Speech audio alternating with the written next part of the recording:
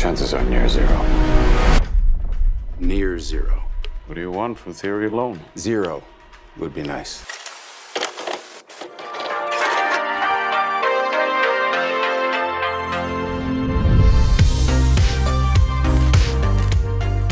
Hello there, guys, gals, ladies, and gentlemen. My name is Leipaladin, and welcome back. Please be seated, maybe crack open a cold one, because you'll need it, as we dive into the latest episode of the Halo TV show. There's a lot going on in this one, but simultaneously, not a lot. Once again, very mixed on it. The episode begins with Perez, who has now, surprise surprise, been recruited into the Spartan 3 program. The comms officer, who had terrible aim and couldn't shoot to save her life, is now a Spartan. Wow, damn, sign me up. Perez and a number of Spartan 3s, all geared up in SPI armor, are preparing to board a Covenant Corvette. Though, this guy ain't surviving the vacuum of space. He doesn't even have his helmet on properly, you can see his neck poking out. However, this opening scene is admittedly pretty cool, as Perez and some other Spartan 3s push through to the bridge of the Corvette using commandos. Well, there's your first problem. That gun sucks. Again, barely any purple to be seen within the Corvette, and could honestly be mistaken for the bridge of any old starship. As the rest of the Spartans die, it leaves Perez to complete the mission, just as she's about to stick some kind of RoboCop data spike USB thingy into the Corvette's systems to install a computer virus. She's shot, and it's revealed to have all been a simulation. With Kai monitoring their progress. Perez arcs up to Kai, there's some whole teacher-student wanting to live up to expectations kind of drama going on. Somehow in the space of a few days, maybe weeks, I'd imagine, Perez has also become the best of the Spartan 3s despite being absolutely hopeless before, which comes completely out of left field, leading to the Spartans' victory in the simulation. Though Perez is suspicious of the ease in which they were able to complete the training exercise after uploading the data spike to the Corvette, as there weren't any Covenant after that. Almost like these Spartans are supposed to go on suicide missions and are disposable.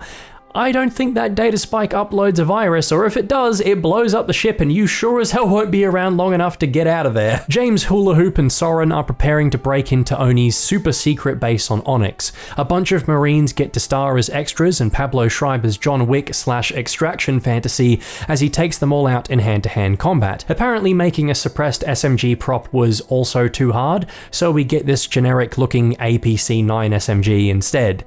Designed in 2010 and is apparently still seeing circulation in the 26th century. Chief gets surrounded by Marines and brought in, while Soren and his wife go to find a way into the Oni base, and Quan has more visions of those weird mystics again, who point her to the damn water well from season 1 that has the portal to Halo in it. Oh god, we're doing this again. Quan decides to throw herself into it, uttering her last word as shit, and that's it! Woo! Let's go! End of the episode, and Quan is gone! Yay! Unfortunately, she's not dead. She lands on some kind of Forerunner gravity thing and finds Halsey down there already, who has previously worked at this underground location before. And who else does she find down there other than Miranda Keyes? Well, that's gonna be an awkward conversation. Hey kiddo, sorry your dad died a whole couple of weeks early. Halo CE can't happen now. But speaking of Halos, that looks suspicious, doesn't it? Jimmy gets led into the Oni base in some weird BDSM-looking contraption. Wow, that's 2 fantasies that the Schreibernator is living out in this episode. Look at his face, you can tell he's enjoying it. Where he manages to break out once again, making absolute mincemeat of the Marines. Ackerson shows Kai the footage of Jimmy's escape, who is in total disbelief that he's alive. Ackerson tries to use Marquis as an explanation for Chief going rogue and being able to escape Reach. Not like there was 100 or so evacuation ships leaving the planet that he easily could have boarded, especially since they all didn't go to Onyx. Like, why is that not an option that she considers? After snooping around the base, Jimmy bumps into Kai, who tries to explain very poorly why she wasn't there to help with the fight on Reach. Orders, schmorders, or some shit from Oni. It's super vague. Kai hands Jimmy's ass to him as she has armor and he doesn't. Chief manages to plant a bit of doubt into Kai's mind though before she knocks him out and just leaves him there. We also get to see the Arbiter topless in this show too. Really, just anyone and everyone in this show has to take their top off or get their ass cheeks out, huh? More stuff with Marquis and Cortana that again felt like more filler till they end up at Halo. Marquis has lost her magic touch and she can't use artifacts anymore, presumably after she died last season, and she can't see Halo without Chief as well. Cortana's CGI has also gotten considerably worse this season. There's some really weird Uncanny Valley stuff happening in the scenes she was in. Cortana asks to use the ship's communication system, and Marquis, with nothing left to lose, happily obliges, permitting her transmission has, wow, plenty of cowbell. I just realized if you haven't watched the last 2 reviews I made, you will have no idea why I'm doing such a crap Christopher Walken impression. Cortana uses this to contact Perengoski, who also made the trip to Onyx. So I guess Perengoski's plan was to leave Cortana on Reach in hopes the Covenant would find her? Not a very foolproof plan.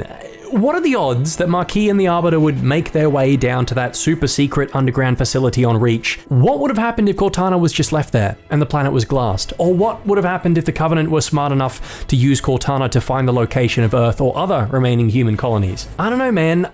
I'm starting to believe that Oni aren't as smart as they want us all to think, and are actually just surrounded by sheer dumb luck. Some other elites, including this absolute beta male, find out about Cortana's transmission from their ship to Onyx and want Christopher Walken's head on the chopping block. Arbiter instead sides with Marquis, quickly dispatching of the other elites, kicking off the Great Schism a whole 2 games early. Cortana also speaks to Jimmy, giving him the goss on the Covenant, who are about to find Halo. Somehow. You'd think after decades, if not hundreds of years of searching, they would have found it by now, but apparently all it took was one rogue Arbiter and Christopher Walken's gut feeling to find it.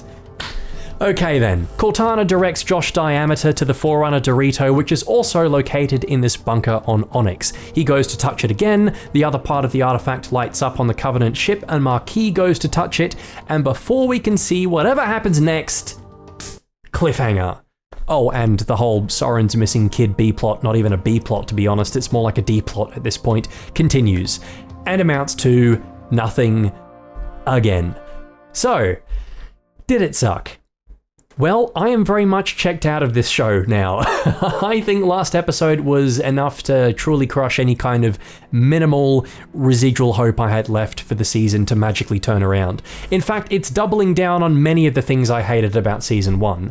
Marquis and Chief's Blessed One bullshit. I just hate Chosen One tropes in storytelling. I think it's so lazy. For a moment, I thought they were going to cut that out when Marquis was talking about how she couldn't use the glowing Forerunner thingies that can do whatever the plot needs them to anymore. The hole in the ground portal to Halo thing, which I can just see as their way of speed running to Halo at the end of the season. Onyx will be under attack and everyone will have to jump through the portal to escape and teleport there. I will be taking bets on Chief and Marquis having to team up to open it as well. Marquis will dramatically stay behind and sacrifice herself in slow motion as Chief watches on hopelessly as he goes through the portal. God, I can just see it happening. The minimal amount of stuff with the Spartan 3s was cool, but there was no mention of these soldiers undergoing any kind of augmentations. It certainly doesn't look like it, so are they just Marines in shoddy power armor? Because if that's the case, how did Perez suddenly become such a good shot? I would have liked to have spent more time with the S3s, just so we get some insight into their creation, how they maybe differ from the Spartan 2s. I think there were a few missed opportunities there. We'll have to wait and see how the rest of the season goes, but I'm not hopeful that any of them are making it out alive, and frankly, I don't think they'll be explored much more than they already have been. Just a shame they couldn't have been there for the Fall of Reach, you know, that massive galaxy-altering battle in the Halo universe that you fuckers glossed over in one episode! I'm still salty about that. I've also had enough of this insufferable squabbling with Oni, Parengoski, and Ackerson and the Chief going rogue plotline. Like, come on, Kiki, alright, give it up already. You tried this shit in Halo 5, it didn't work. Stop trying to make Chief go rogue. Alright, it's done. You've tried it 3 times now, just fucking pack it in. It's also occurred to me that once we get to Halo, what happens then? What kind of internal bureaucracy or Game of Thrones political intrigue plotline can you do when you're fighting for survival on an alien ring world? There's no fancy bunkers to hide in and then the Flood turn up, huh? You know, I think the show might just implode. Not enough budget. Can't do 8 episodes of good old-fashioned Halo action and uncovering a mystery because they don't have enough money to do that. I'm giving this episode a 4 out of 10. It's definitely not as weak as episode 5. Not that it's a high bar. With some solid Spartan 3 action action, and a bit more time spent with the Covenant, which is nice, but everything else just dragged on for so long. So what did you think of episode 6, season 2 of the Halo TV show? Let me know in the comments down below. And of course, if you haven't already, make sure to like the video and subscribe. I'm not forcing you to, but if you don't, you're a coward. You're terrified, in fact. You are so scared.